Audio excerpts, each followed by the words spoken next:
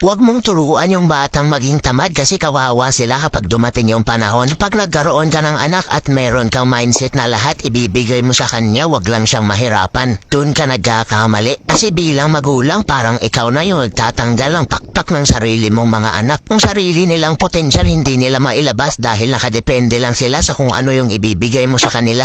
Ipong gagawa na lang sila ng assignment sa school, ikaw pa yung gagawa. Malaki na, hindi pa marunong magsaing, hindi pa marunong magwalis, hindi pa marunong maglaba ng sariling damit. Napakagandang pakinggan kapag magulang mismo ang nagbibigay ng mga pangangailangan ng anak, pero sa kabilang banda may negatibong epekto ito, lalong-lalo na kapag nasobrahan yung pag-spoil sa bata. Bilang magulang, isa sa pinakamagandang legasiya mo sa anak mo ay turuan silang lumipad, maging malakas, at matutong tumayo sa sariling mga paa nila. Yung kahit saan sila mapadpad na lugar, willing silang matuto para sa trabaho. Yung sila mismo yung magbabanat ng buto para sa sarili nila. At higit sa lahat, hindi nila inaasa sa iba ang kanilang mga pangarap at goal sa buhay. Kabilang banda naman, kapag natutong maging tamad ang bata, paano sila haharap sa buhay pagdating ng panahon? Paano kapag ikaw na magulang wala na sa tabi nila? Anong mangyayari kapag hindi mo na kayang i-provide ang pangangailangan nila?